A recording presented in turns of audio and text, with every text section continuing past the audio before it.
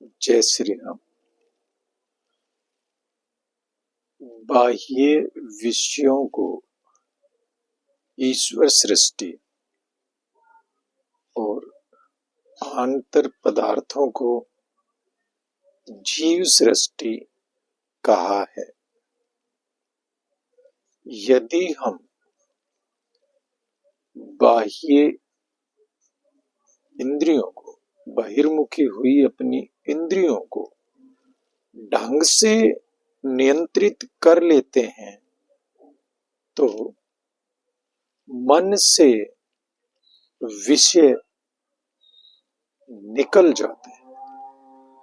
मन हमारा विषयों के प्रति अनुराग को छोड़ देता है। ये व्यवहार काल में समझना इसका बहुत ज्यादा जरूरी है कि जब तक हम व्यवहार का में रहेंगे तो ईश्वर सृष्टि जैसी है वैसी ही रहेगी।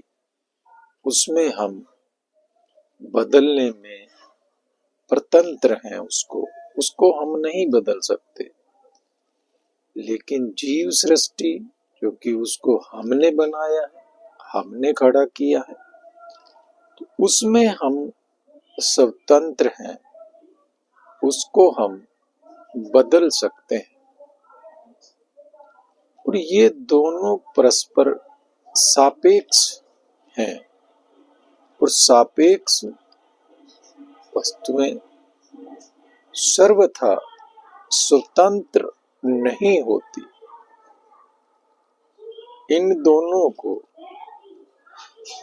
हम अपने से बताया है कि भैया यदि हम अपनी इंद्रियों को, देखिए जो हमें बाहर का जो भी ज्ञान हो रहा है वो हमारी पांचों ज्ञान इंद्रियों से हो रहा है, और फिर वो जब क्रिया में जाती है तो हमारे कर्म इंद्रियों से जाती है। अंतःकरण तो केवल और केवल हमारा मन ही है। अंतःकरण मन में उन चीजों को जाने से हम रोक सकते हैं यदि हमारी बाह्य इंद्रियों पर हमारा नियंत्रण हो जाता है। तो अब हम लोग इन सब चीजों को समझ नहीं पाते हैं कि किसकी वजह से हम परेशान हो रहे हैं। भैया जो बाहरी ज्ञान हमारे को आंखों ने कराया, कान ने कराया, वो जब हमारे मन में जाकर छाप पटकते हैं तो उनके प्रति हमारा स्वाभाविक ही झुकना हो जाता है। तो हम इनसे दूर रह सकते हैं। देखिए ये हमें आज तक ये नहीं पता चलता है कि हम किन चीजों के प्रति परतंत्र हैं और किन चीजों के प्रति स्वतंत्र हैं। तो हम समझते हैं कि जैसे भोजन का आता है कि भैया हम भोजन करने में अब सोचेंगे कि भाई भोजन करने में हम कैसे परतंत्र हैं। हाँ, भोजन करने में हम स्वतंत्र नहीं हैं। भोजन तो हमारे प्रारब्ध में जो लिखा कर लाए हैं। मान लो किसी दिन हमें चटनी रोटी मिलनी तो ऐसा ही व्यवस्था हो जाती है कि हमें उसके साथ में केवल चटनी रोटी मिल रही। और किसी दिन हमारे को इस तरह का होता है कि भाई खीर, मालपुए, जो भी अच्छे अच्छे भोग पदार्थ आपको मिलने हैं वो आपको मिल जाते हैं। तो हम लोगों को ये समझना है कि भोजन में हम प्रतंत्र हैं और भजन में हम स्वतंत्र हैं। भजन करने से हमें कौन रोक रहा है? अरे भैया उठते बैठते सोते हैं, जहां पर भी हमारा अवसर मिल जाए वहीं पर हम भजन तो कर सकते हैं। लेकिन हमने तो इसको उल्टा ही कर दिया। हम क्या डायलॉग मारा करते हैं कि भैया अगर मैं कमाऊंगा नहीं तो फिर खाने को कहाँ से आएगा। ये बात हमारे दिमाग में बड़ा ही मतलब उल्टा इसका प्रभाव जाता है। हम इस चीज में बिल्कुल भी स्वतंत्र नहीं है। जैसे हम परमात्मा को मान लीजिए 1.25 मन दूध चढ़ा रहे, तो रोज हम हो सकता है 1.25 मन दूध ना चढ़ा पाए, लेकिन रोज हम भजन तो कर सकते हैं। तो इन बातों को इस चीज से समझना होगा कि बाह्य विषय जो भी हैं, यदि उनको हम उनका जिनसे भी हमें ज्ञान हो रहा है उस चीज पर जाकर हमें काम करना होगा और उनको अपने नियंत्रण में ले ले, तो धीरे धीरे मन में उस चीज के प्रति कोई लालसा आई ही नहीं। लेकिन हमसे ये होता ही नहीं, हम भूल ही जाते हैं इन सब चीजों के प्रति। बार बार प्रयास करने पर भी भैया हम जो बाह्य इंद्रियां हैं ना, जो भी भाई हमारी आंख नाक कान जो है हमारे, इनके द्वारा, और फिर ये क्रिया में जाती है कर्मेंद्रियों के द्वारा। तो इतना तो हमें पता ही है कि जब पहले सबसे पहले किसी विषय का हमें ज्ञान होगा इन 5 इंद्रियों के द्वारा, फिर उसका प्रभाव जब हमारा पड़ा मन पे तो हमारा उसमें क्रिया करने को जी करता है। तो जब हमारा अंदर से वो चीज वहां तक पहुंचेगी ही नहीं। जैसे देखिए, यदि हम किसी एक सुंदर स्त्री को देख करके और अपने मन पर, अब देखो अलग अलग विचार उठते हैं। कोई एक जवान सुंदर स्त्री जा रही है, उसको देख करके कोई तो कहता है कि भाई बहुत सुंदर भाई है, और कोई सोचता है अरे मेरी बेटी भी भाई ऐसी थी भाई, अपने समय में वो भी बहुत सुंदर रही मेरी बेटी है, हमारी बहन भी ऐसी।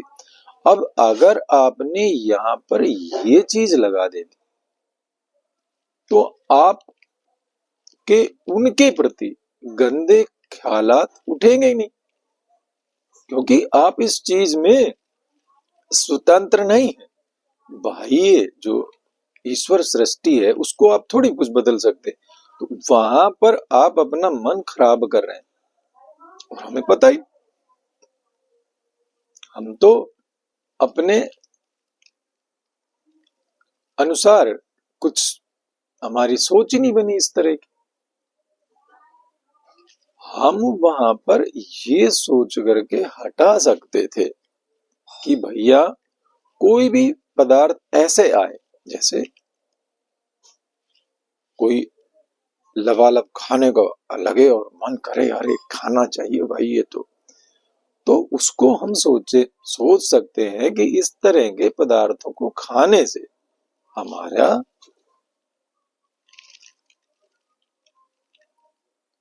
कहीं ना कहीं अंदर से खराब हो जाता है। ये मतलब उसको विषय को हटाने में हम प्रतंत्र जीवन भर बने ही रहेंगे यदि खुद से हटाना नहीं सीखेंगे तो।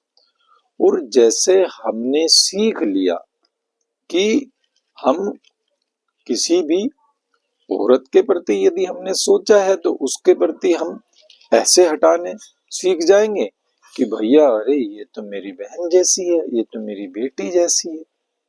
तो हमें खुद पे खुद उनके प्रति गलत भावनाएं खत्म हो गई।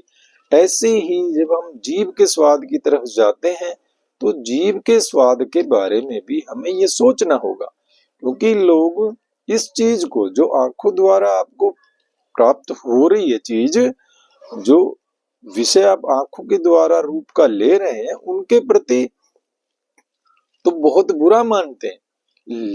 है वो बुरी बात, ठीक है, जो इस तरह से आपके मन को बिगाड़ती है तो वो तो बुरी हुई, लेकिन जो जीभ के स्वाद को क्या हम छोड़ पाए? जिन लोगों को लगभग बीमारियां होती है, डॉक्टर ने भी मना किया होता है ये चीजें नहीं खानी, उनके प्रति भी लोगों की दीवानगी सी होती है? और जा करके यदि किसी दूसरे के यहाँ चले जाते हैं तो भैया फिर देह गड़ागड़ खाने को लग जाते हैं। कभी कभी आप देखो कानों को इतना रस देने को मन करता है कि भाई आज तो ये भी सुनूं, ये भी सुनूं, ये भी सुनूं, इतना सुनते हैं? और बेकार का जो भी देखो, जो भी कानों के द्वारा जाएगा हमारे मन पर छाप पड़ेगी उसकी। तो यदि हम किसी के गलत विचार सुनेंगे तो उनके विचार भी तो हमारे अंतःकरण पर जाकर के कहीं ना कहीं रिएक्ट तो करेंगे गलत। इसलिए हमें इन सब चीजों का भी विशेष ध्यान रखना है कि कोई भी हमारा किसी भी रूप में कोई ऐसा ना हो कि भैया हमारे अपने अंतःकरण लेवल को कोई चीज खराब कर जाए। देखो स्वतंत्रता और परतंत्रता में एक इतना ही थोड़ा सा फर्क आता है कि मैं किसी भी चीज के प्रति मैं स्वतंत्र रह सकता हूं, केवल और केवल इस बात को देख करके कि वो मेरे कंट्रोल में आ जाए। और कंट्रोल करने के लिए सबसे पहले हमें अपनी जुबान पर कंट्रोल करना पड़ता है। जैसे जैसे हम अपने जुबान पर कंट्रोल करते हैं, जीभ और जुबान दोनों एक बात, जीभ पे जैसे कंट्रोल हुआ बोलेंगे भी कम और खाएंगे भी कम। जितना स्वादिष्ट भोजन आप ज्यादा लेंगे उतना ही फिर यहाँ से ये सारी प्रक्रियाएं शुरू हो जाती है। हम इन सब चीजों को देखना होगा कि हम अपने आप को किस तरह से बाह्य जो भोग हैं उनसे दूर कर सके। तो हम सबको कोशिश करनी होगी कि भैया वासना तो देखो एक के बाद एक आती रहती है, तो हम इन वासनाओं से अपने आप को कैसे मुक्त करेंगे, ये सब हमें इनके द्वारा सीखना होता है। जय श्री राम।